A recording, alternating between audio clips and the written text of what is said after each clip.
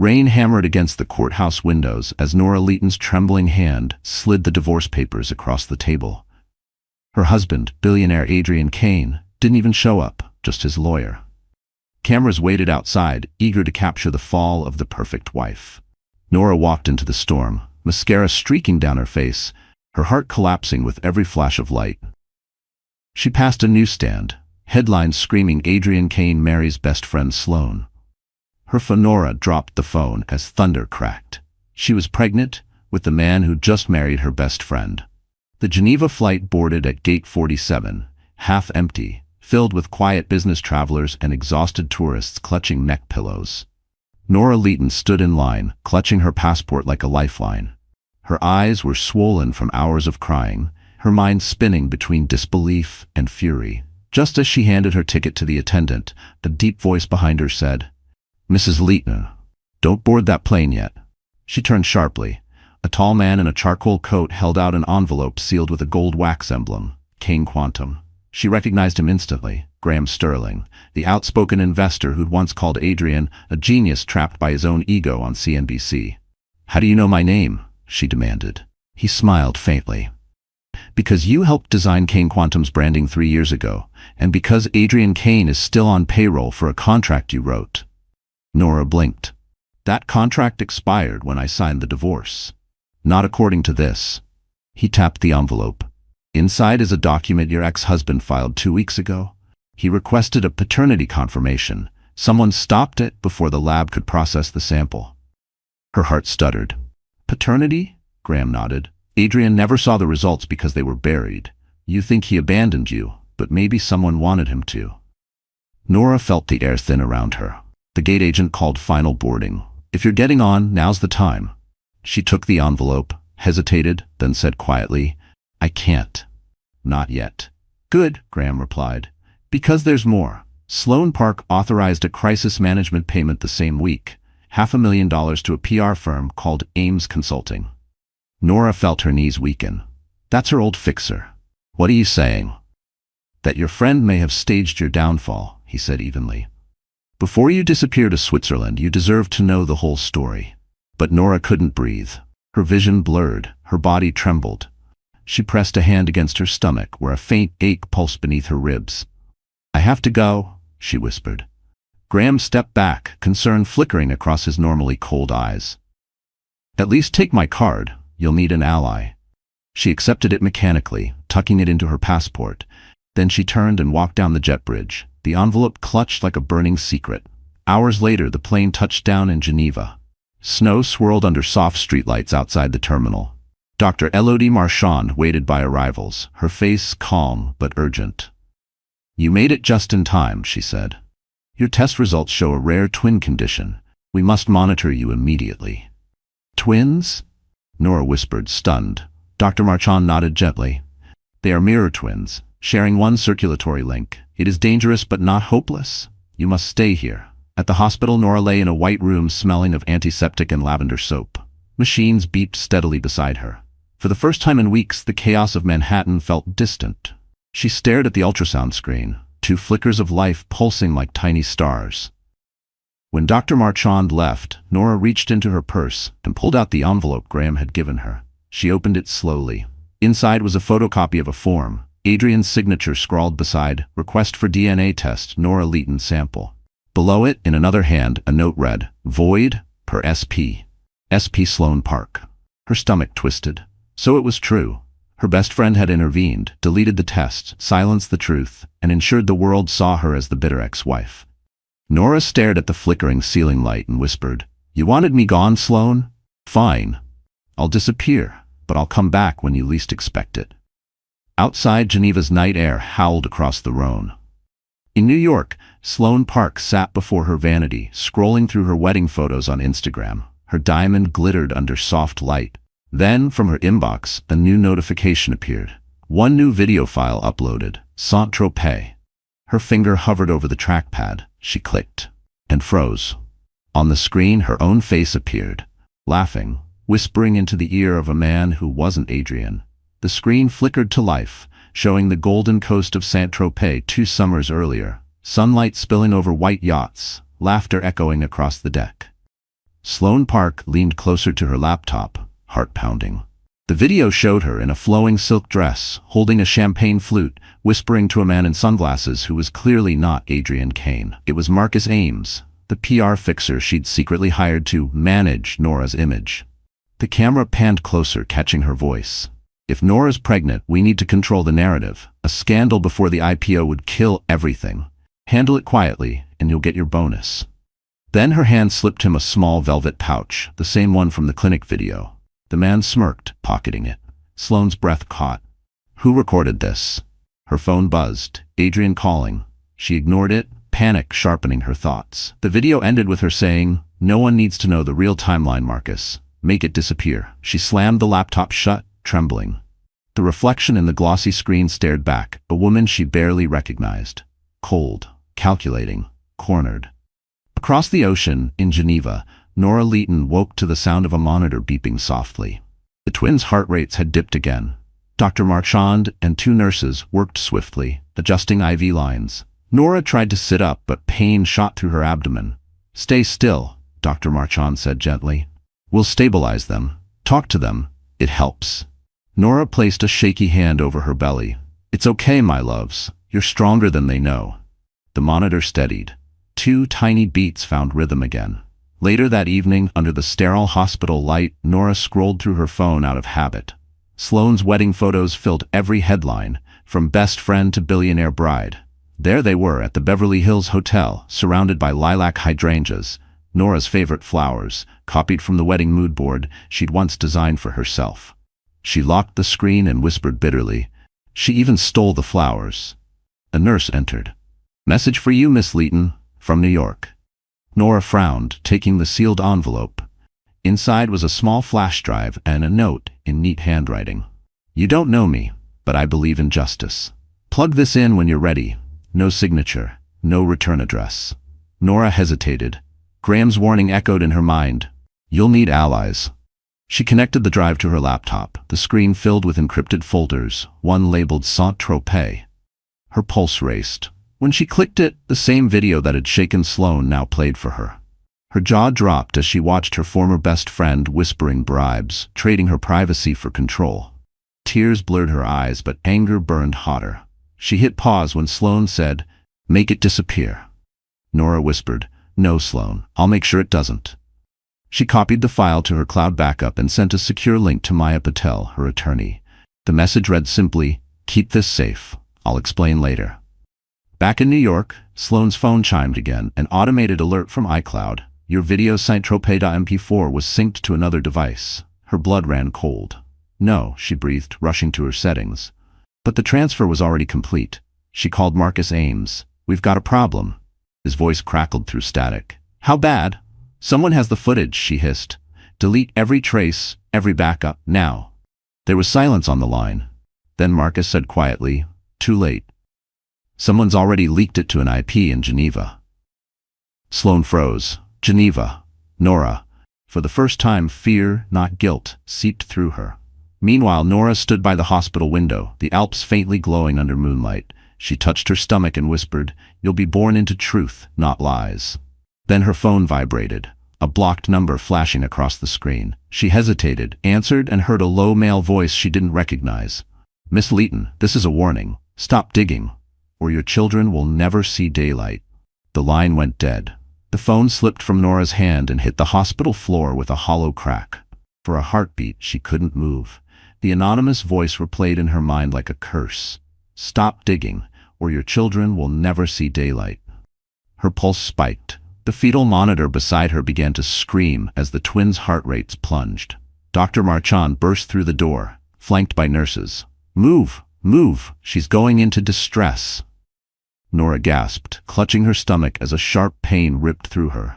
The room blurred into chaos, gloves snapping, alarms shrieking, voices overlapping in French and English. Dr. Marchand gripped her hand. "Listen to me, Nora. You must stay awake. We're losing one twin's oxygen flow.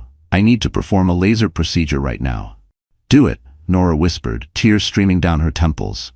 Within minutes, she was rushed into the surgical suite. A bright light bathed her face as Dr. Marchand inserted the scope. "We're sealing the connecting vessel," the doctor said softly, voice steady as steel.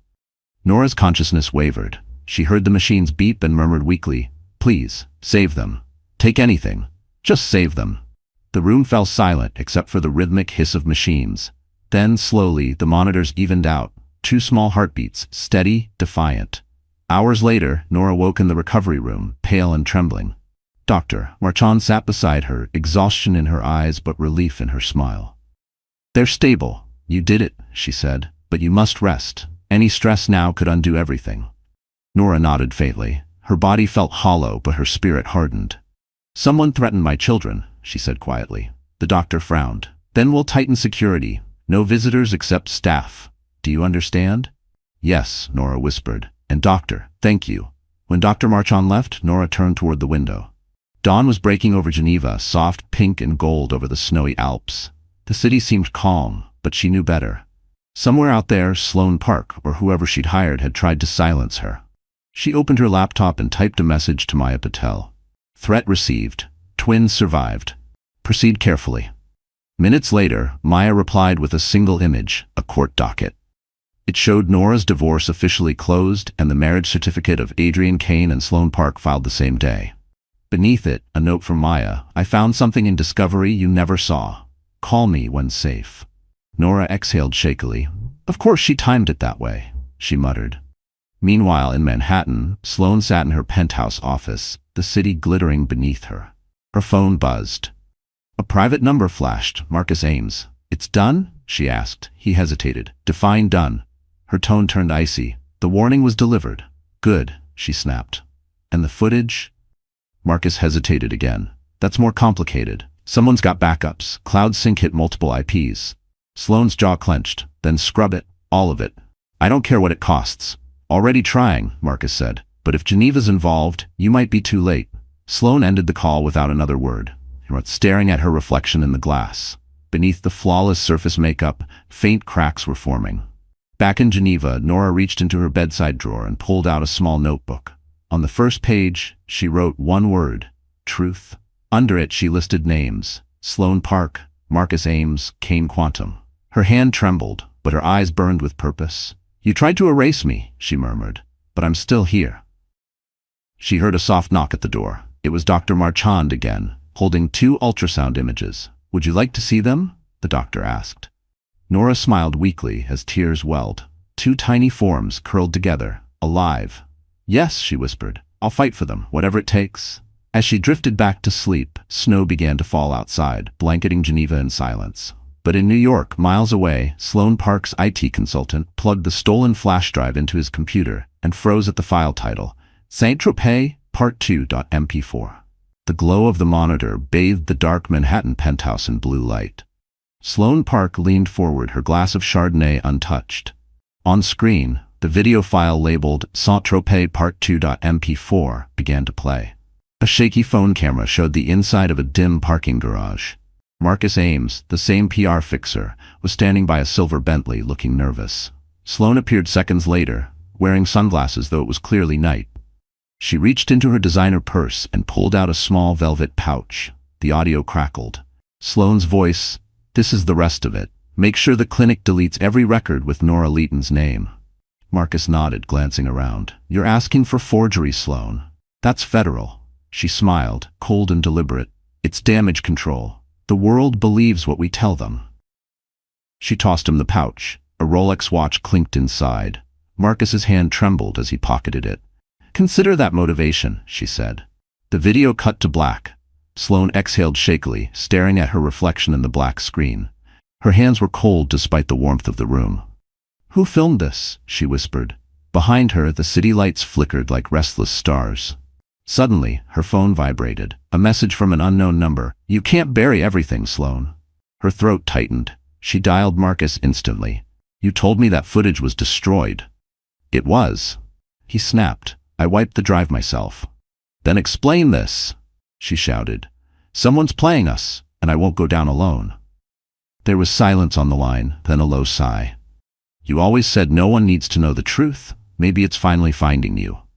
Sloane hurled her phone across the room, glass shattering against marble. Meanwhile, thousands of miles away, in Geneva, the hospital lights dimmed to evening mode. Nora sat upright in her bed, her laptop glowing faintly on the nightstand. She'd just finished reading Maya's latest message. Evidence recovered from clinic. Date altered, patient file forged. Source confirms connection to Park PR and Ames Consulting. Chain of custody pending. Nora reread the words 3 times. Proof. Finally proof. But proof wasn't safety, not yet. Dr. Marchand entered quietly. You're awake again. You should rest. I will, Nora said softly. Just making sure my children will have a world to come into. The doctor smiled gently. They are fighters, like their mother. When the door closed, Nora unlocked her phone and scrolled through old photos, her and Sloan laughing in Central Park, matching scarves, coffee cups in hand. How did you turn into this? She murmured. When did ambition start costing lives? Her email pinged again, an encrypted message from Rafael Ortiz, the retired NYPD officer Maya had hired for cyber investigation. We traced the payment trail.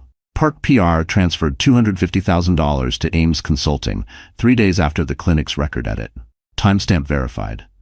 You were set up. Nora's eyes filled with tears she didn't have the energy to wipe away.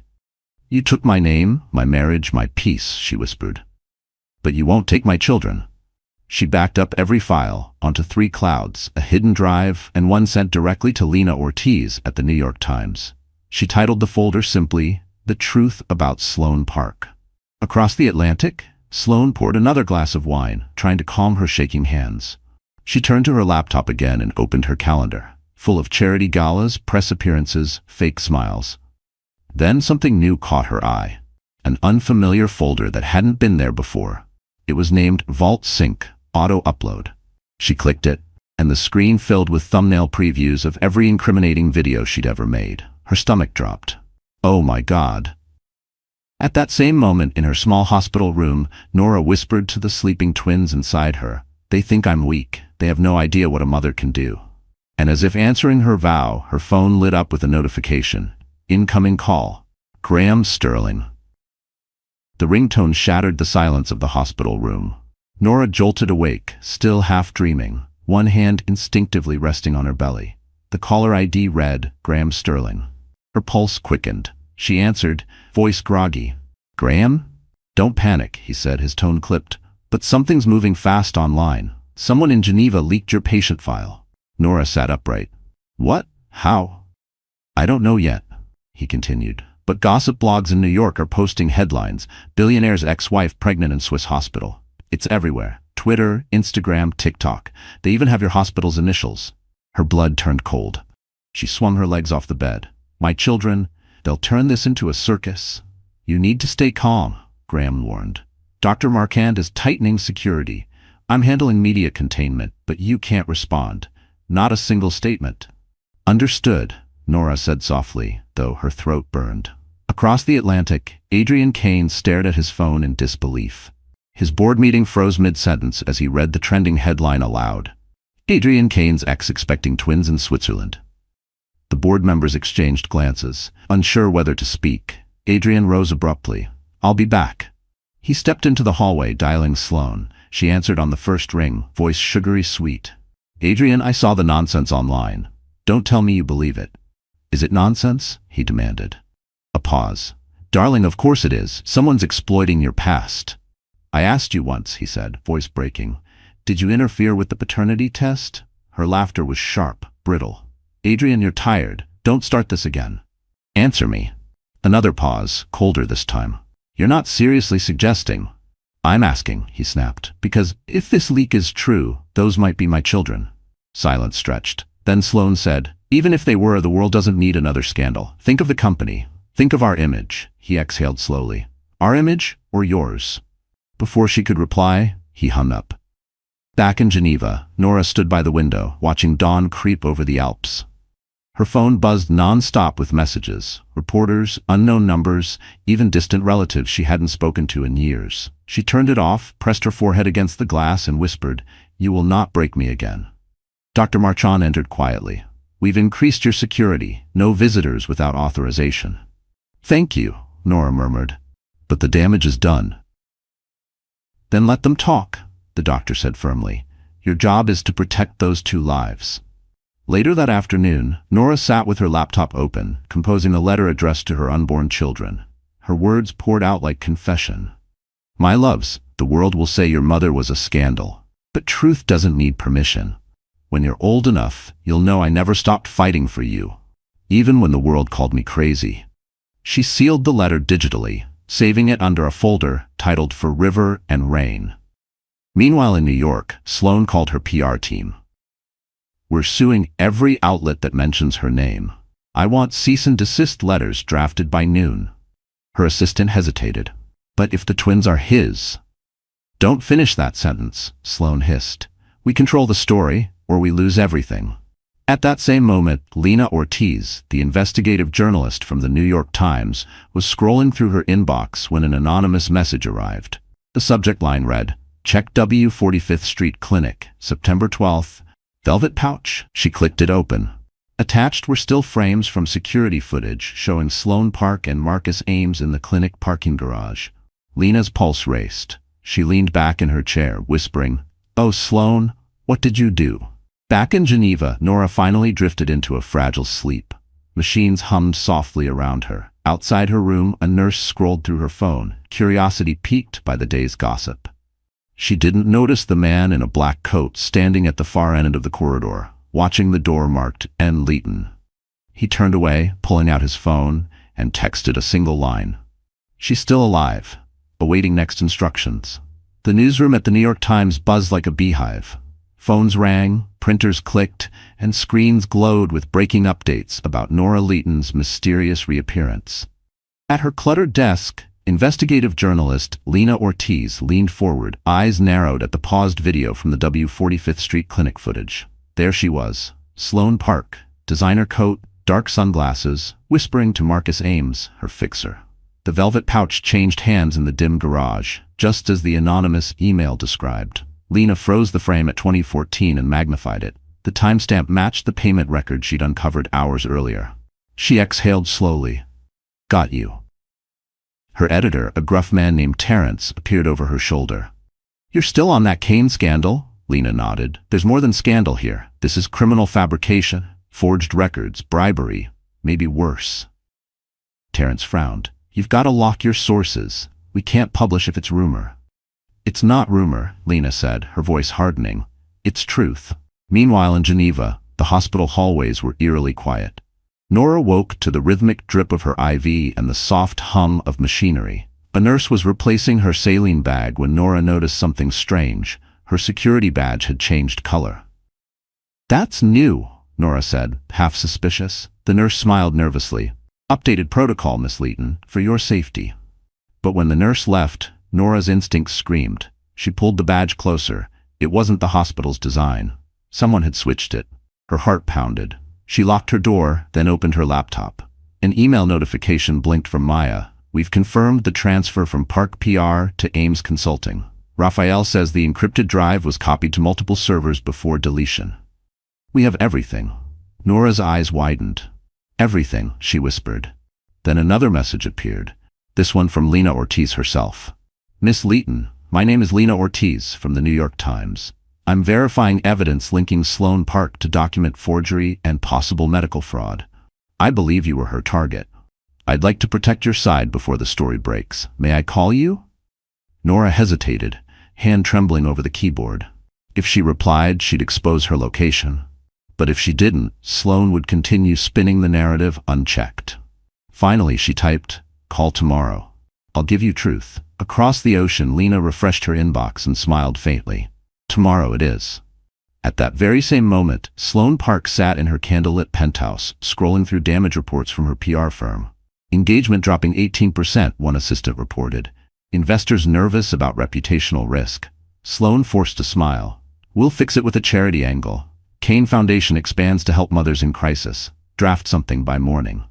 Marcus Ames called in, voice low and panicked. Sloan, you don't understand. There's a reporter digging into the clinic. Ortiz, she has footage. Sloan's tone went icy. Then handle it. Delete her hard drive, bribe her source, whatever it takes. I can't, Marcus said quietly. The files are mirrored through Times cloud servers. You can't erase a paper that's older than your lies. The line went dead. Sloan stared out the window, the Manhattan skyline shimmering in the distance. For the first time, her reflection frightened her. In Geneva, Nora leaned back against her pillow, exhaustion finally dragging her under. She dreamed of two tiny hands reaching for light, of water breaking over rocks, of safety. Then her phone vibrated. One message from Lena Ortiz got secondary confirmation from Graham Sterling. He's ready to go on record if you are. And below it, a final sentence that made Nora's blood run cold. Your hospital security has been compromised. Someone's trying to access your room file. Nora's eyes flew open. The hallway outside was silent, too silent. She reached for the call button, but the line was dead. A shadow moved beneath her door, and a quiet metallic click echoed, the lock turning from the outside. The metallic click echoed again, soft, deliberate. Nora's pulse thundered in her ears. She slid off the hospital bed, barefoot, one hand over her belly. The lights flickered. Outside, the hallway light dimmed, replaced by a faint glow from the nurse's station. Someone was out there. The handle turned once, slow testing. Then a voice whispered, "Miss Leighton, are you awake?" She froze. It wasn't Dr. Marchand or any nurse she knew. The voice was too calm, too polite. Nora grabbed the nearest object, a glass vase, and held it like a weapon. "Who's there?" No answer. The shadow moved again, retreating. Then footsteps, fading. Silence. Nora exhaled shakily. She hit the emergency button again, dead. They'd cut power to her room line. Panic clawed at her chest, but she forced herself to think clearly. Whoever it was, they hadn't gotten in. Yet. The door burst open suddenly. Nora flinched, then froze. It was Dr. Marchand, breathless, holding a small envelope. "You're safe," she said quickly. "Someone tampered with the network. Security's handling it." "Someone was outside my door," Nora whispered. "I know," the doctor said. "He's gone. The cameras caught him leaving through the side entrance. Police are on their way." Nora sank back onto the bed, trembling. "He was here to hurt me." Dr. Marchand handed her the envelope. "This arrived an hour ago from the United States consulate. I thought it could wait until morning, but maybe it shouldn't." Nora opened it slowly. Inside was a small velvet box. Her heart stilled as she lifted the lid. Her wedding ring. But different, the diamond was gone. In its place, a tiny gold star charm hung from a new chain. Beneath it, a note written in familiar, steady handwriting. "You don't owe him the past. You owe yourself a future." Nora's eyes filled with tears. For the first time in months, someone wasn't asking her to fight. They were reminding her she could rebuild. Dr. Marchand smiled softly. "You have friends who care deeply for you." "Yes," Nora whispered, "and enemies who are running out of time." Later that morning, she was discharged from the hospital under strict rest orders. Graham Sterling arranged for a private flat near Lake Geneva, a quiet space with thick walls and round-the-clock security. Nora stepped inside and felt the stillness wrap around her like a fragile promise. When she turned on the light, Graham was waiting, sitting on the sofa in a charcoal suit. "You look alive," he said. "I am," she replied. "Barely." He stood, setting a folder on the table. "I need to show you something, and I need you to be calm when you see it." Inside the folder was a printed copy of a non-compete clause, the contract she'd signed years ago while working for Kane Quantum. Her signature sat next to a line she'd never seen before: "All intellectual property to be credited under A. Kane Holdings." "That's my algorithm," Nora said slowly. "The predictive model I wrote during the beta tests." "Yes," Graham said. "The one that built the company's current valuation." Her stomach turned. "He stole it." "He let someone steal it for him," Graham corrected. "Sloan drafted this amendment right after your separation. It transferred every patent under Adrian's name."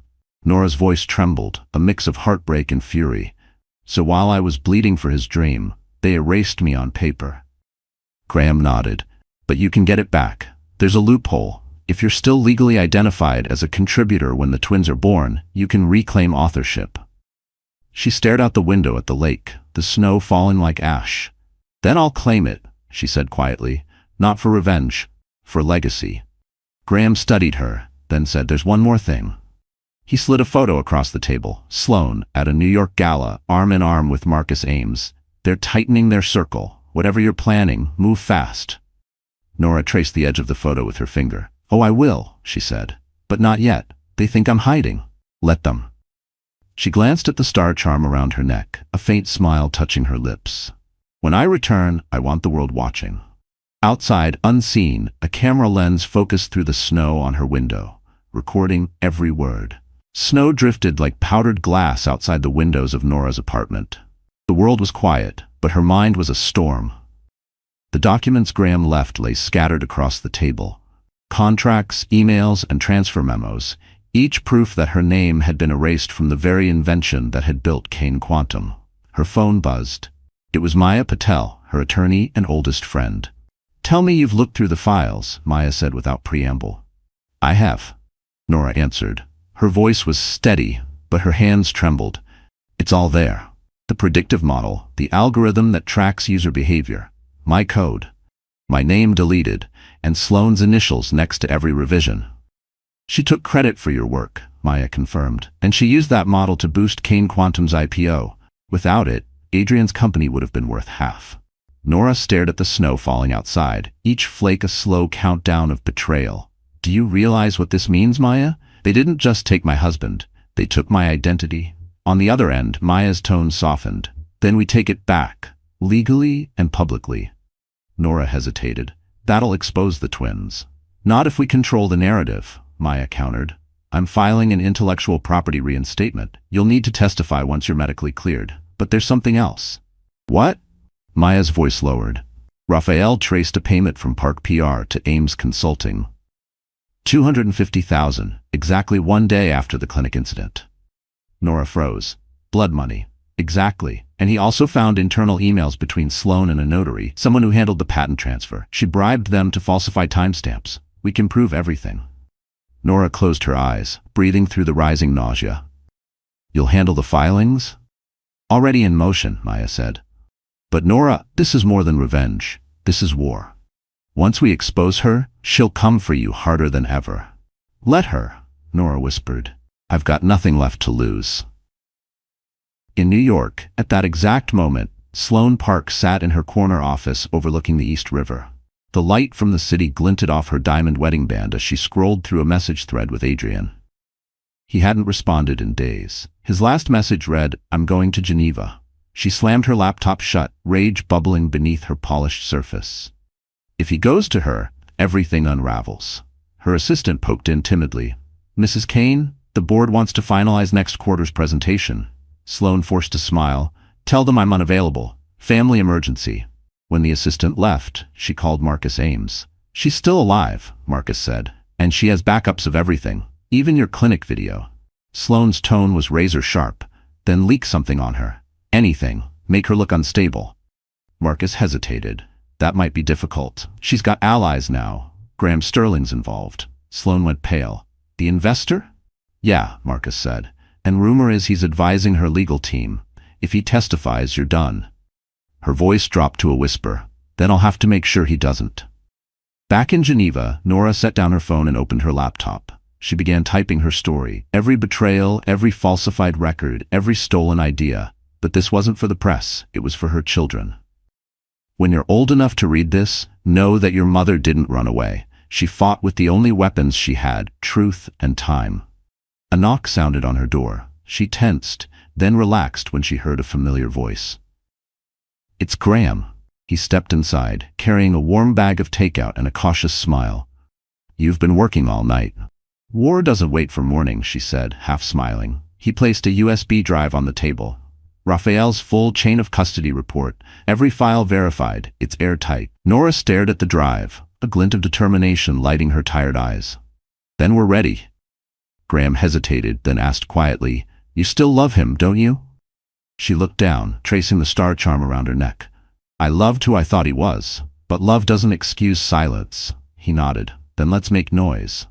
Nora smiled faintly. "Oh, Graham, we'll make thunder." Across the ocean, Sloane Park's phone buzzed with a single text from Adrian. "I'm leaving tonight."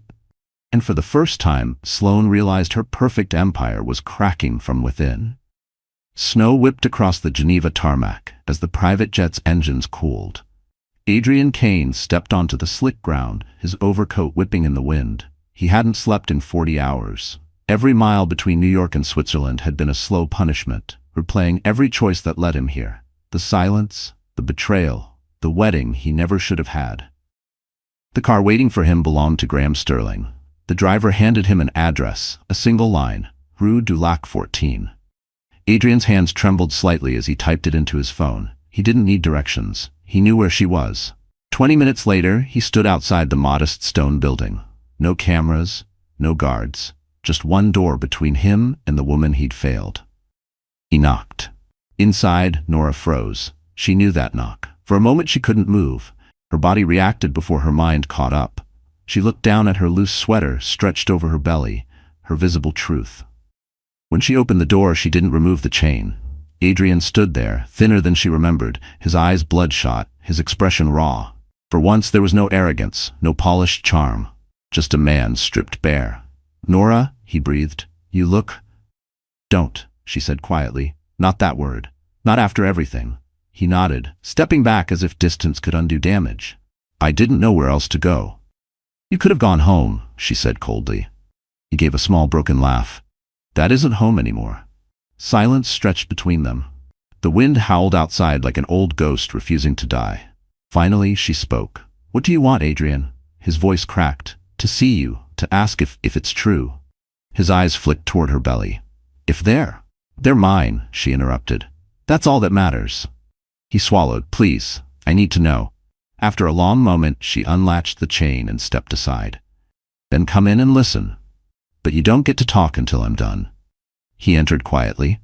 The apartment smelled of chamomile tea and cold air. Papers covered the coffee table, legal drafts, medical forms, contracts. Her war mapped out in ink. "I nearly died," she began. "They call it twin-to-twin transfusion syndrome. The surgery saved them, barely. While you were marrying my best friend, I was praying for 2 heartbeats to stay alive." Adrian's eyes glistened. "I didn't know. Sloane told me you'd—" "She told you I ended the pregnancy," Nora cut in sharply. "And you believed her." He lowered his head. "I wanted to ask. I tried to send the test, but she said it would destroy everything. The IPO, the press, the company." "The company," Nora repeated, bitterness cutting through her voice. "You chose your empire over your family." He stepped closer, desperate. "I chose wrong. I see that now." Nora's breath trembled. For a heartbeat, the room was still. 2 broken people standing amid the wreckage of what once was love. "Do you even understand what you took from me?" she whispered. "My name, my work, my dignity." Adrian nodded, tears finally spilling. "Yes, and I will spend the rest of my life giving it back, piece by piece." Nora stared at him, searching his face for sincerity. Slowly, she placed his hand on her stomach. A small flutter responded from within. Adrian gasped, a choked sob catching in his throat. "Hi," he whispered. "I'm your very late dad." Nora's voice softened, but her eyes stayed hard. "If you want to be their father, start with the truth. Tell the world what you did, what she did." He nodded. "I will." "Then go," she said, "before she realizes you're gone." Outside, his driver waited. As Adrian climbed in, he called Graham. "Prepare a statement. Sloane Park's reign ends tomorrow." Back in Manhattan, Sloane's phone buzzed on her vanity. She opened her tracking app and froze. Adrian's location dot blinked thousands of miles away. Her smile vanished. "He's in Geneva," she whispered. "With her." Geneva's sky was the color of pewter, heavy with the promise of snow. On the balcony of her small apartment, Nora wrapped herself in a wool blanket and stared at the frozen lake below. The city lights shimmered faintly, soft and distant, like memories that refused to fade. Inside, Adrian Kane stood at the window, watching her. He had arrived broken and sleepless, and now, standing here, he seemed even smaller than the legend his company had built. "You should sit," Nora said without turning. "The altitude will get to you if the guilt doesn't." He tried to smile, but failed. "You always had a way of making mercy sound like punishment." "Because you confuse apology with action," she replied, finally facing him. "You flew across the world, Adrian, but have you actually changed?" He swallowed. "I'm trying."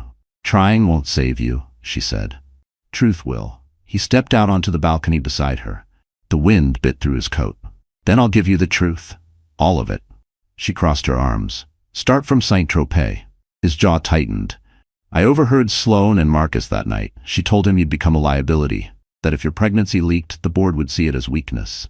She said the word leverage." Nora's breath hitched, a tremor of both anger and heartbreak. "And you still married her." "I was afraid," Adrian admitted. "The IPO was days away. She said she could handle the optics, keep investors calm. I thought I could fix things quietly afterward. You thought wrong. He looked out at the lake. When I realized she forged your medical file, I confronted her. She denied everything. And then the wedding press hit, and suddenly I was trapped inside the image she built. Nora's voice cracked, softer now. You could have called me. One phone call would have changed everything. I know, he whispered, but I was a coward. I let her bury you because it was easier than facing my own shame. For a long moment, the only sound was the wind rattling the balcony railing. Finally, Nora said quietly, "Do you want redemption or forgiveness?" He looked at her, surprised. Is there a difference? There's every difference, she said. Redemption is about what you do next. Forgiveness is about what I let go of. You don't get both. Adrian nodded slowly. Then I'll settle for redemption. Dr. Marchand appeared in the doorway, breaking the heavy silence. Miss Leighton, your blood pressure's rising. You need to rest. Nora turned toward Adrian. You heard the doctor. Go back to your hotel. I'm not leaving until I make this right, he insisted. Her voice sharpened. You can't make it right by standing here. He hesitated, then stepped forward, taking her hand. Tell me what to do. She studied him for a moment. Go home. Fire the fixer. Preserve the board emails. Give my attorney access to the patent records. Then disappear from Sloane's calendar. She can't destroy what she can't find. He nodded. Consider it done. She released his hand. When this is over, you'll tell the world the truth. Not for me, for them. She gestured toward her belly. Adrian's eyes softened. I promise. He turned toward the door, then looked back one last time. You used to say every story has a second act. Is this ours? Nora didn't answer right away. That depends on how yours ends, she said quietly. He left. Nora stayed on the balcony, the cold air biting her cheeks, watching the car's headlights vanish into the night.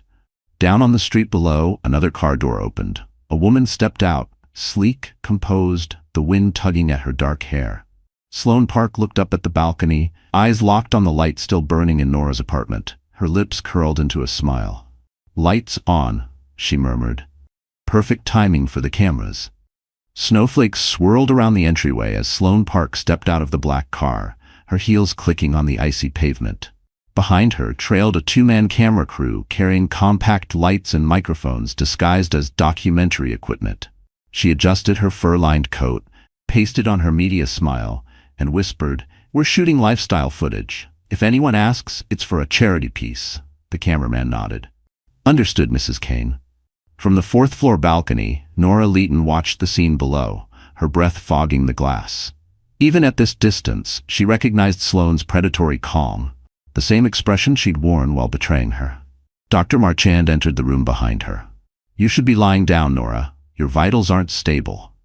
I'm fine, Nora said tightly. But she's here, and she brought a performance.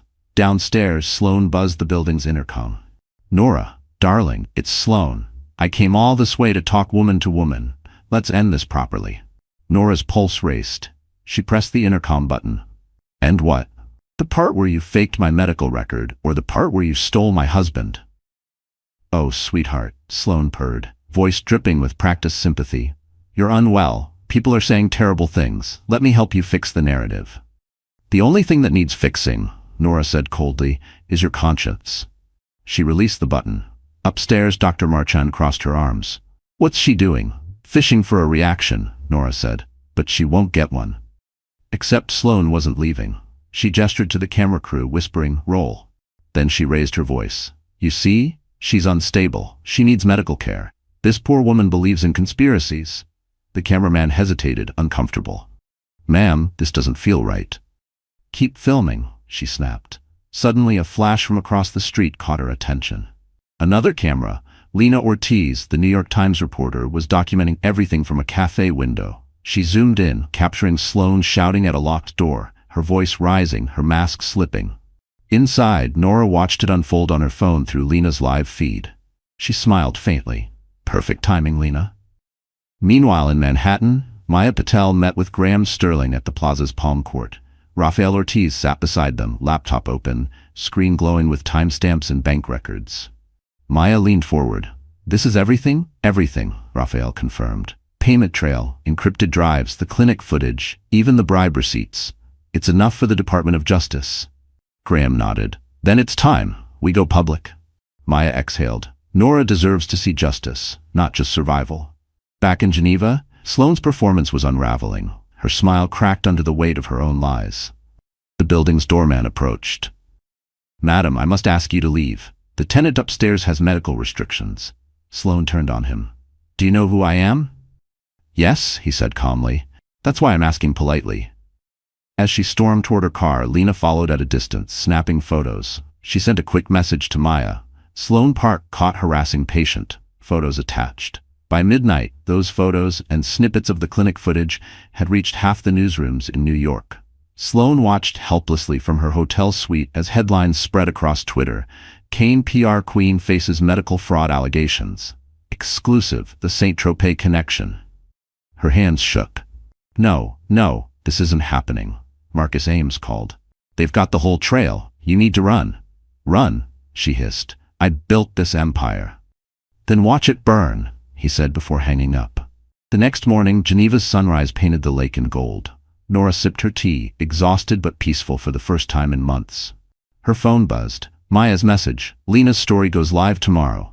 You did it, Nora. Nora smiled weakly, touching her stomach. We're almost free. But outside, a man in a gray coat stepped from a parked van. He held a small remote in one hand and looked up at her window before lighting a cigarette. Moments later, the faint scent of smoke drifted through the hallway. Flames began to lick at the edges of Nora's door. Smoke curled beneath the apartment door like a living shadow. At first, Nora thought it was a dream, the faint crackle, the slow hiss, but then came the sting in her lungs. She coughed, gasped, and reality crashed in. Fire! Dr. Marchand screamed from the hallway. Alarms erupted, shrill and chaotic. Nora tried to stand, but the twins pressed heavily against her lungs. The room blurred. She grabbed the go-bag by her bed, passport, flash drives, the star charm, and stumbled toward the window. Outside, flames climbed the stairwell. The building's power flickered out. Nora? Dr. Marchand burst through the smoke, face covered with a damp cloth. The exits are blocked. We have to move. Down the service corridor, Nora wheezed. It leads to the loading dock. They half ran, half stumbled through choking black haze. Somewhere below, firefighters were already shouting in French. Sirens wailed closer, echoing off the lake. A paramedic caught them at the stairwell, leading them out into freezing air. Nora collapsed against the ambulance door, coughing until her vision steadied. The babies, she gasped. They're all right, Dr. Marchand said, checking the monitor strapped to Nora's wrist. They're fighters, just like you. As firefighters doused the flames, one of them approached with a grim face. Someone started this deliberately. We found accelerant near the door. Nora felt the blood drain from her face. She did this, she whispered. Sloane did this. Hours later at the hospital, Nora lay under observation, wrapped in blankets, oxygen mask pressed to her face. Her phone vibrated, Maya Patel calling. Maya, Nora croaked. Thank God you're alive, Maya breathed. We saw the reports. Geneva police confirmed arson. You're under protection now, do you hear me? Nora's voice was a rasp. She's trying to erase me, even now. She's failing, Maya said fiercely. Because we have everything we need. Lena's article goes live in 2 hours, but she wants your final approval, your statement. The world deserves to hear your voice. Nora closed her eyes. For so long, others had told her story. Adrian, Sloane, the tabloids. This time, it would come from her. Put me through to her, Nora said. A few seconds later, Lena Ortiz's voice came through, low and steady. Miss Leighton, I want you to know you don't owe anyone this. We can publish without your name, if you prefer. No, Nora said. They took enough from me. They don't get my silence, too. All right, Lena said softly. What do you want to say? Nora took a long breath and spoke from the rawest part of herself. Tell them I was never the villain. I was a woman who trusted the wrong people. I believed in love, in partnership, in truth, and they turned that into headlines. I lost my marriage, my career, my peace, but I won't lose my children to their lies. Tell them I forgive, but I don't forget. There was a pause on the line, then Lena said quietly, That's going on the record. When the call ended, Nora felt lighter, as if speaking the truth had drawn out years of poison. 2 hours later, the article hit the world like an earthquake. The New York Times exclusive. The Saint-Tropez deception, how lies built a billion-dollar marriage. It trended across every platform within minutes. Screens lit up with side-by-side photos, Sloane's luxury galas against clinic receipts, her fake timelines exposed. In New York, Sloane awoke to a flurry of notifications. Her phone exploded with calls, publicists, lawyers, journalists. Her empire was collapsing in real time. Adrian Kane's name appeared next on her screen. She answered, voice shaking. "Adrian, it's not what it looks like. It's exactly what it looks like," he said coldly. "I've read every word. I'm resigning first thing tomorrow. And I'm testifying." "You wouldn't dare," she hissed. "You dared first," he said, and hung up. Across the ocean, Nora sat quietly as dawn crept through the window. Dr. Marchand entered, holding her newborn letter from Lena, the article's front page with her quote in bold. "Congratulations," the doctor said softly. "You burned brighter than their fire." Nora smiled weakly, whispering, "Now the world finally knows." But her phone buzzed again, an unknown number, and a single message that chilled her blood. "Truth is expensive, Nora. Hope you can afford what comes next." The next morning, Manhattan looked frozen under the pale January light. Inside Kane Quantum's mirrored headquarters, tension rippled through the 42nd floor boardroom. Executives whispered in small clusters, eyes darting toward the empty chair at the head of the table, Adrian Kane's seat. On the glass wall, a massive screen displayed the New York Times headline, "The St. Tropez Deception, Medical Fraud and Corporate Bribery Inside Kane Quantum." Stock tickers scrolled red beneath it. Sloane Park entered like a storm in designer heels, sunglasses hiding the exhaustion around her eyes. "Turn that off," she snapped at the AV technician. "We don't give oxygen to lies." But the murmurs didn't stop. The room buzzed with restrained panic. "Mrs. Kane," said Richard Lum, the company's legal counsel, "we've received notice of a federal inquiry. The SEC and DOJ both want immediate cooperation." Sloane forced a brittle smile. "Then we cooperate. I'll handle the press. Adrian will issue a statement defending us." The room fell silent. Richard cleared his throat. "That may be complicated." Before she could ask why, the glass door slid open, and Adrian Kane walked in. He looked different. Calmer, older, carrying the weight of everything he'd lost but none of the arrogance that once defined him. He set a briefcase on the table. "Good morning," he said evenly. Sloane's voice trembled. "Adrian, thank God. We can fix this together." He shook his head. "No, Sloane, we're not fixing this. We're facing it." Gasps echoed. Adrian opened his briefcase and handed out printed documents, emails, financial transfers, clinic receipts. "Every board member will receive a copy of this evidence. It shows who authorized the bribes, who falsified medical records, and who manipulated our stock price for personal gain." Sloane's mask cracked. "You can't be serious. You're handing them." "The truth," he interrupted.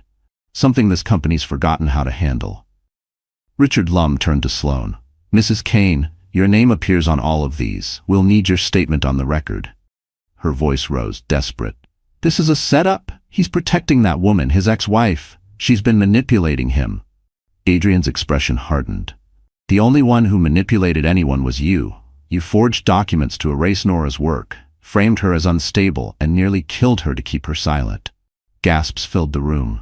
Sloane's composure shattered. "I did everything for you," she screamed. "For the company, for the image that made you billions." He met her gaze. "You did it for yourself." He turned to the board. "Effective immediately, I'm calling for an emergency vote to suspend Sloane Park from her role as Chief Communications Officer, pending investigation." "Seconded," said Graham Sterling, who had quietly entered moments earlier. "All in favor?" Adrian asked. Hands rose, one by one, every single one. Sloane stared at the sea of raised hands, her own trembling. "You can't do this to me. I made Kane Quantum what it is." Adrian stood. "And now you'll answer for what it became." Security approached. She backed away, shaking her head. "This isn't over, Adrian." "It's been over for a long time," he said quietly. As the guards escorted her out, Sloane's fury twisted into something dark and dangerous. She yanked free just long enough to hiss, "If I burn, I'm taking you with me." The doors closed behind her. Adrian let out a long breath and addressed the board. "We'll cooperate fully with federal investigators. I'll issue a statement tonight announcing my resignation as CEO." Graham frowned. "You're stepping down?" "I have to," Adrian said. "Redemption means accountability. I can't lead what I broke." Outside the tower, cameras already waited. Meanwhile, across the ocean, Nora Leighton watched the live stream from her hospital room. A nurse turned up the volume as Adrian spoke at the press podium. "I failed the woman who helped build this company. I failed our integrity, but the truth stands taller than profit ever will. This is my apology. And my beginning." Nora's eyes filled with tears. She didn't fight this time.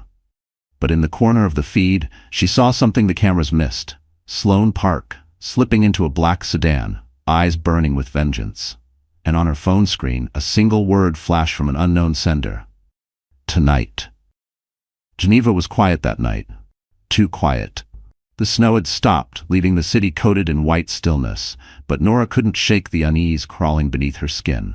The twins kicked softly, restless under her ribs. She sat by the window of her temporary flat, watching lights shimmer over Lake Geneva.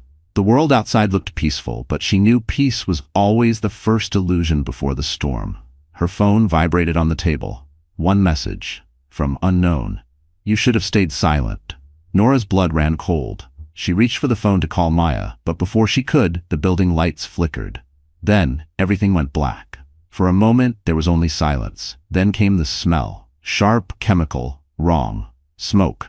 It seeped under the door, curling into the room like a warning. The twins jolted inside her belly, reacting to the stress pulsing through her veins. "Not again," Nora whispered, grabbing her go-bag. She tried to stand, but pain knifed through her abdomen. She stumbled, bracing herself against the wall. The emergency lights blinked to life, red and weak. Outside her door, footsteps echoed, heavy, deliberate, moving closer. Her phone lit up again, a new message. "You wanted the truth. Here's what it costs." Then came a metallic clang, the sound of a lock breaking. Nora's breath caught. She backed toward the window. But before she could decide, the door burst open, flames licking at the walls behind it. Through the smoke, a familiar voice shouted, "Nora?" She froze. "Adrian?" He appeared through the haze, coughing, his jacket over his mouth. He reached for her. "We have to go, now."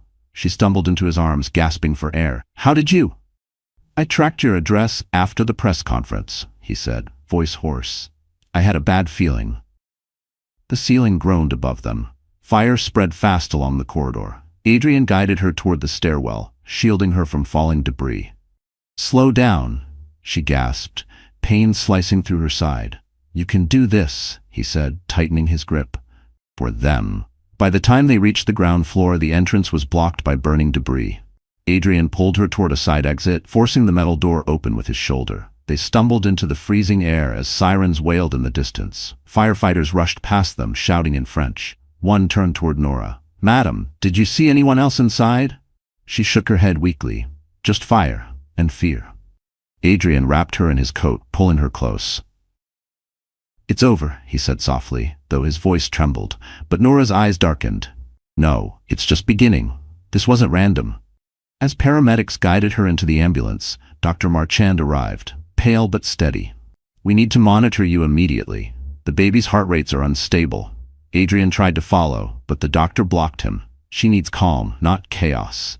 Nora met his eyes through the open ambulance door. "Find out who did this," she said, "and make them pay." He nodded. "I promise."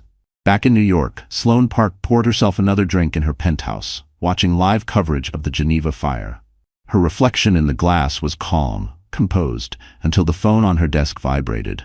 Message from Marcus Ames. "You went too far." She survived. Sloane's hand shook. She deleted the message and stared into the night. "Then it's time to end this properly." At that exact moment, Adrian's phone buzzed in his pocket while he stood outside the Geneva hospital.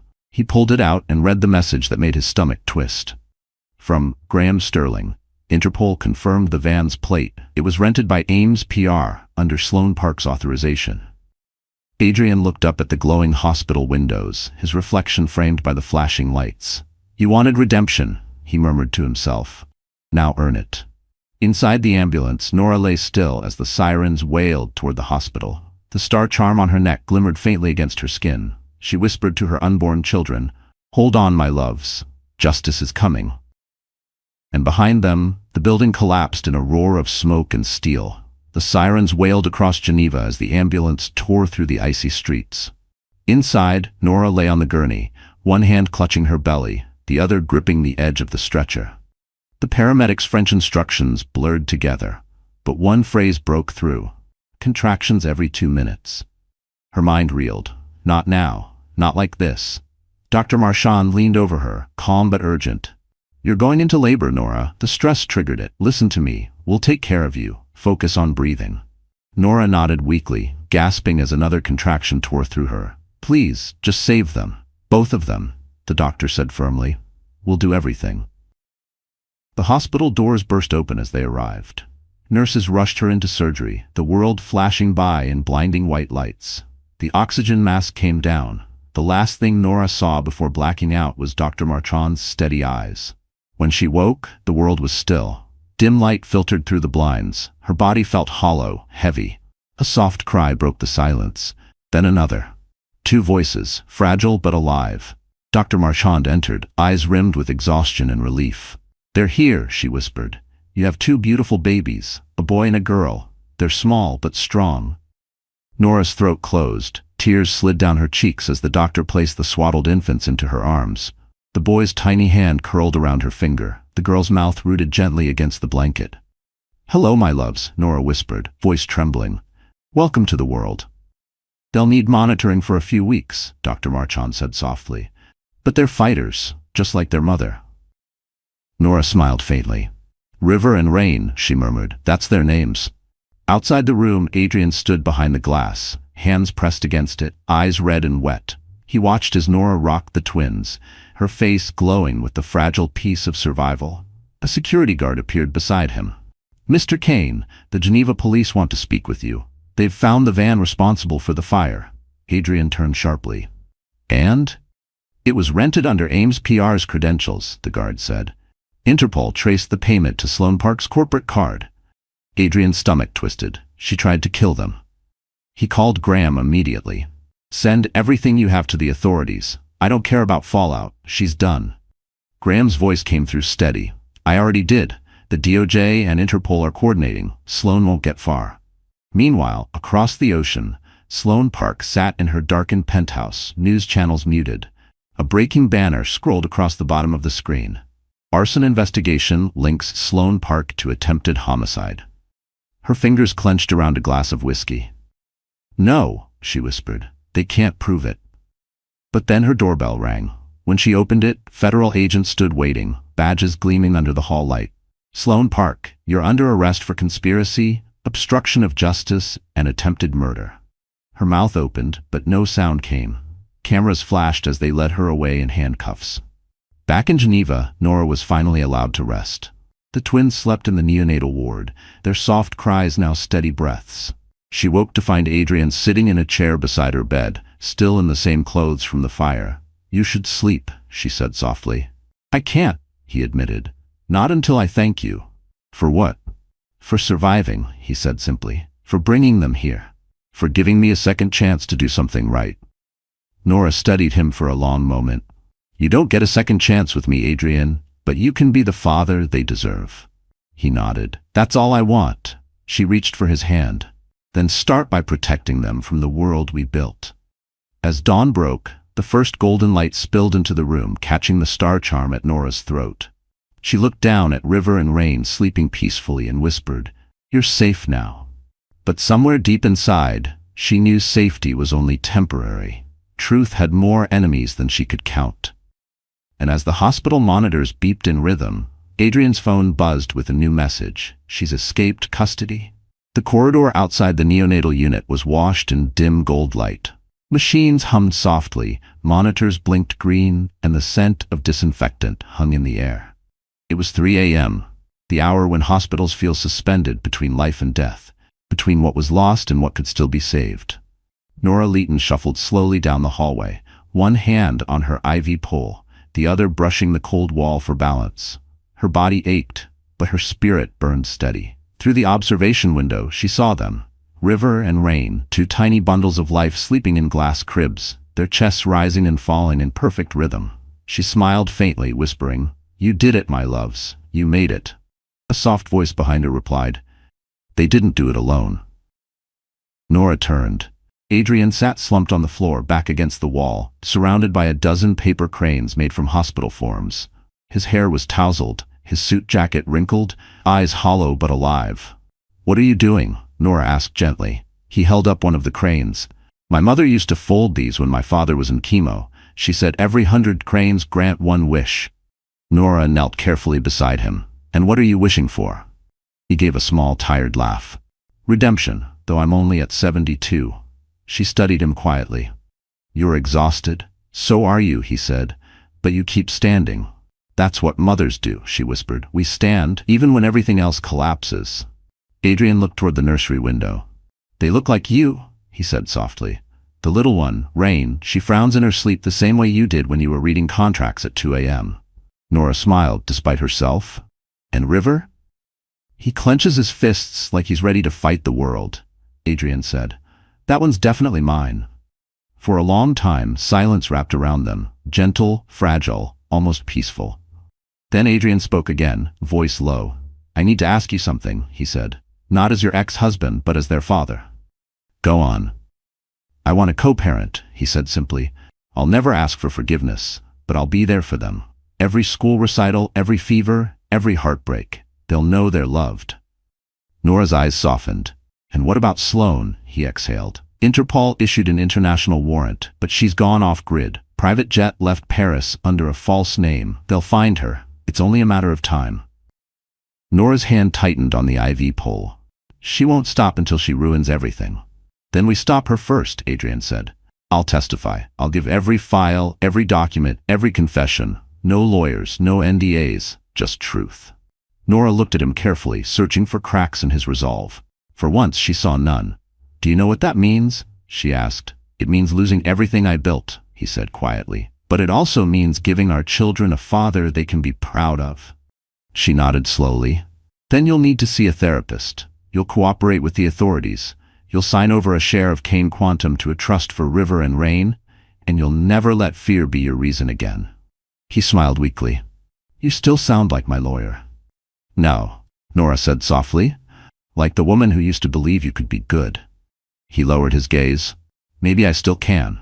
A nurse passed by, pausing to glance at them. "You two should rest," she said kindly. Nora stood, gripping Adrian's hand. "Come," she whispered. "They should know their father's face." Together they stepped into the NICU. Adrian stood beside the incubators, eyes wet as he watched his children breathe. He placed a trembling hand against the glass. "Hi, River," he whispered. "Hi, Rain. I'm your dad. I'm a mess, but I'm here." Nora rested her head on his shoulder. For the first time in years, there was no anger, no blame. Just two parents staring at a miracle they almost lost. Then Nora's phone vibrated on the tray table. One message glowed on screen. "Flight manifest found. Sloan Park en route to New York." Nora looked at Adrian, her voice steady. "Then that's where we finish this." And for the first time, Adrian didn't flinch. He simply nodded and said, "Together." New York shimmered under winter rain. The streets slick with light from courthouse lamps. Reporters crowded outside 100 Center Street, umbrellas colliding as flashes burst like miniature lightning. Inside, the air was colder, tense, expectant. Nora Leighton sat in the gallery, a silk scarf covering the fading bruises on her arm from the Geneva fire. Beside her, Maya Patel held a folder thick with evidence, while Graham Sterling adjusted his tie, calm as ever. Across the aisle, Sloan Park entered in a crimson suit, wrists cuffed, chin high. Cameras followed her every move. The courtroom doors closed, silence fell. "All rise," the clerk said. Judge Holloway entered, gray-haired and sharp-eyed. "Let's proceed," he said, voice firm. "Case 42B, The People versus Sloan Park." Sloan's attorney, a smooth-talking man in an Italian suit, stood. "Your Honor, my client pleads not guilty. These accusations are baseless and fueled by personal vendetta." Maya rose next. "The prosecution calls Adrian Kane." Gasps rippled through the room. Sloan's head jerked up, disbelief cutting through her poise. Adrian walked in, clean-shaven, eyes steady, carrying a single worn notebook, Nora's old project log. "Mr. Kane," Maya began, "can you explain what this is?"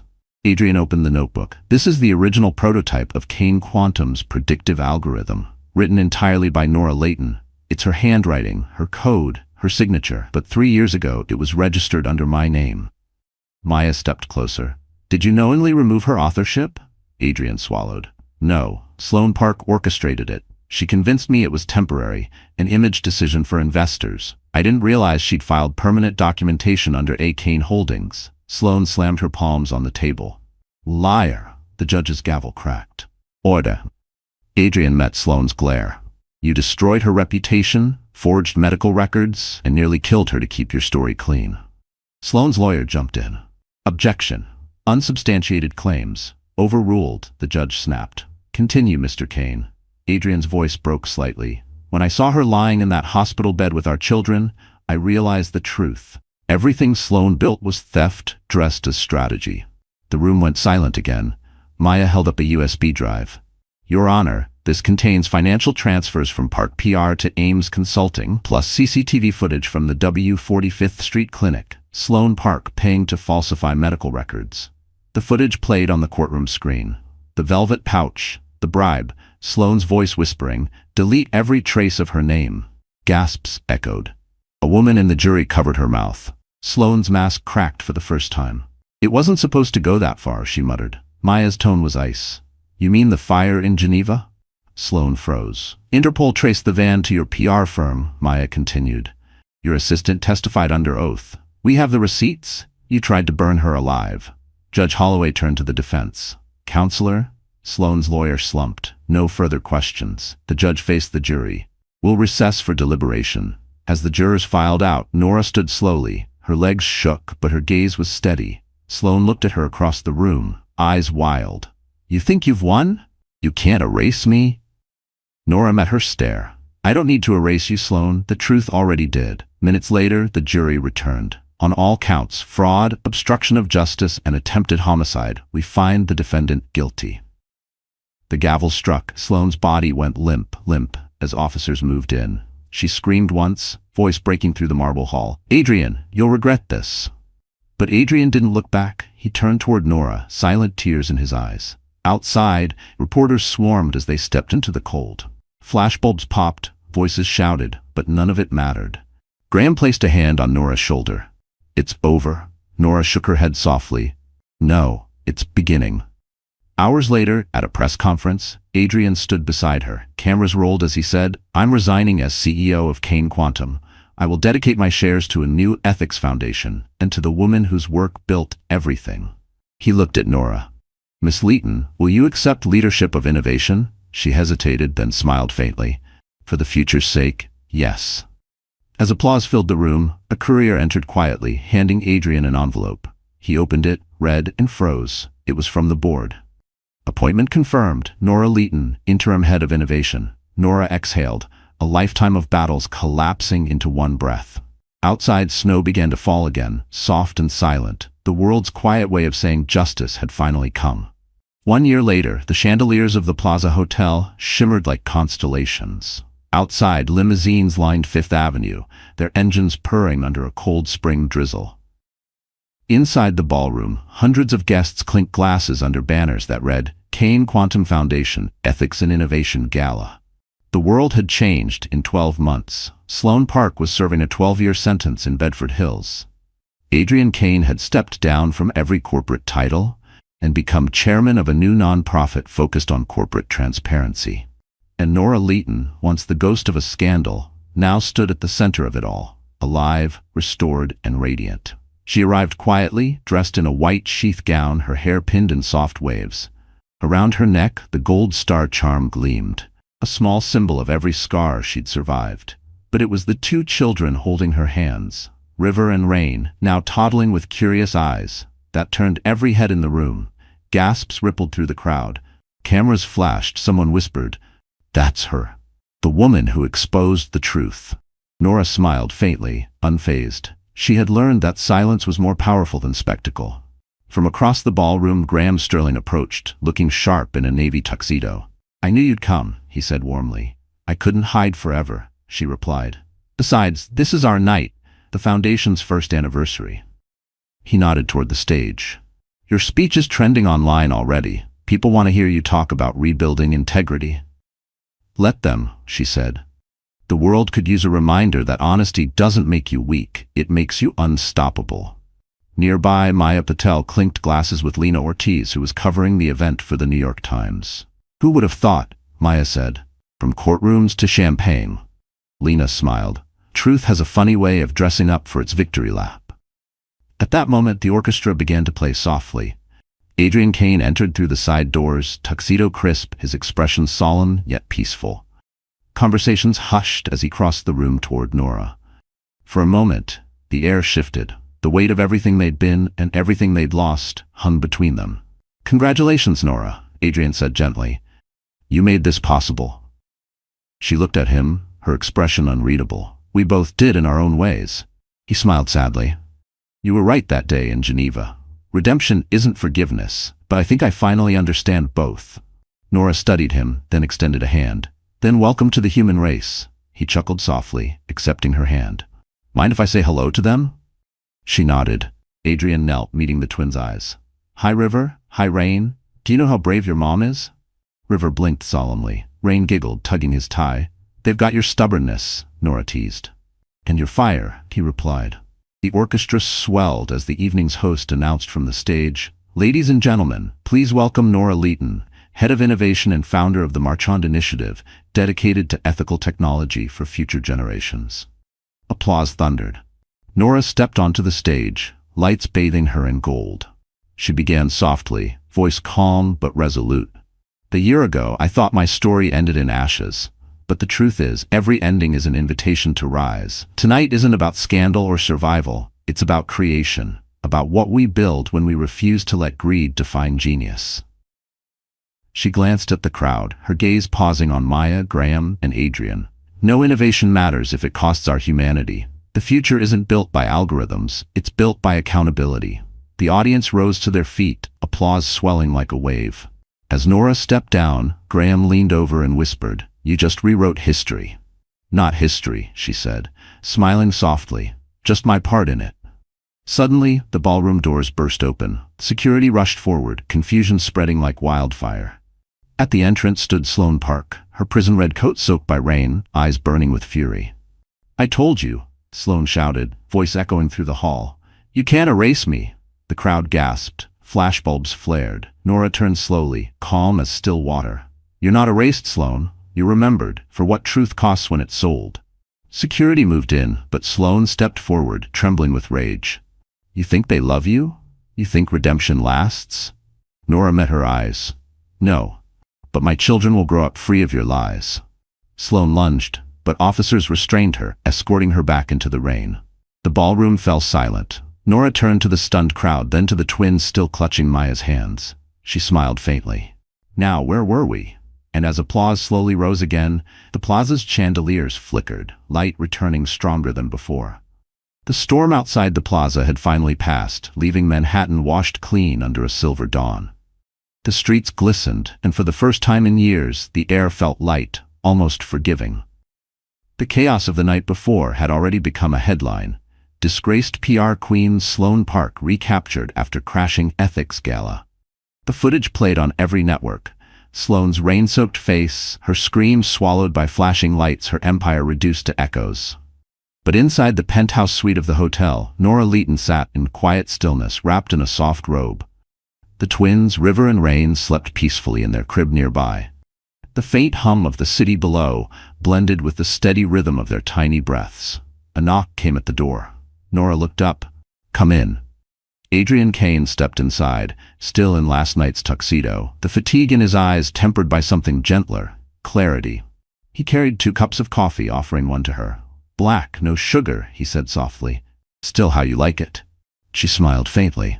"Still how I survive." He sat across from her, the morning light framing his face. They released an official statement. Sloane's being transferred to a psychiatric facility. No bail this time. Nora nodded, her expression unreadable. "She'll have time to face what she's done." Adrian hesitated. "And what about you? What happens now?" Nora looked toward the window, where sunlight spilled over Central Park. "Now, I live. I build. I raise them right. The rest, well, I'll let the world decide what I am." He leaned forward. "The world already decided. They see you as the woman who stood up when everyone told her to sit down." She met his gaze. "And what do you see, Adrian?" He paused, then said quietly, "The woman I should have fought for the first time." For a long moment, neither spoke. The city hummed around them, life moving forward as if in approval. Finally, Nora broke the silence. You did fight, eventually. You told the truth. You saved us. He shook his head. You saved yourself. I just followed your lead. She laughed softly. Then follow through, Adrian. Keep the foundation clean. Make sure Kane Quantum never becomes what it was. He nodded. I already dissolved the offshore accounts. Now the new board is full of people who believe in transparency. Because of you. Not because of me, she said gently. Because of what truth demands. Adrian stood, looking at the twins. They'll know, you know. One day they'll read everything about the scandal, the fire, the trial. What do we tell them? Nora rose too, brushing her fingers over the edge of the crib. We tell them the truth, that their parents were flawed, but they fought to become better. That power means nothing without heart, and that sometimes the greatest revenge is peace. He smiled, his voice almost a whisper. Peace sounds good. She looked at him, eyes warm but firm. We'll never be what we were, Adrian, but maybe we can be something new, something honest. He nodded slowly. Honesty I can live with. Outside, the morning deepened. Nora opened the balcony doors, letting in a rush of fresh air. The city stretched wide beneath her, alive and golden. River stirred, his small fist curling in sleep. Rain turned over, murmuring softly. Nora turned back to Adrian. You should go. The press will start looking for quotes soon. He chuckled. They always do. He walked toward the door, then paused. Nora, thank you. For everything. She smiled. Don't thank me. Just stay true. When he left, Nora stood alone for a moment, breathing in the light. Then she took out her phone and typed a short message to Maya Patel. The story's over. Time to start the next chapter. Maya replied instantly. You ready? Nora looked at her children, at the skyline, at the endless promise of morning. More than ever, she texted back. She placed the phone aside, picked up the twins and whispered, let's go home. As the sun rose higher, the city came alive with noise and motion. But in that quiet room, Nora Leighton had already found everything she needed. She didn't just survive her story, she rewrote it. So, that's how the story ends. And if you're still here, my friend, listening all the way to this moment, then something in Nora's journey must have touched your heart too, right? Maybe it reminded you that even when life burns everything down, you can still rise from the ashes stronger than before. This story isn't just about revenge or redemption. It's about healing. It's about learning, as the Stoics taught us, that we can't control what happens, but we can control how we respond. Marcus Aurelius once said, the impediment to action advances action. What stands in the way becomes the way. And that's exactly what Nora did. She turned her pain into power, her heartbreak into purpose. So maybe tonight, wherever you are, take a deep breath and remind yourself, you're stronger than you think. If this story spoke to you, give it a like, share it with someone who needs hope, and don't forget to subscribe, because together we'll keep finding the courage to rise again.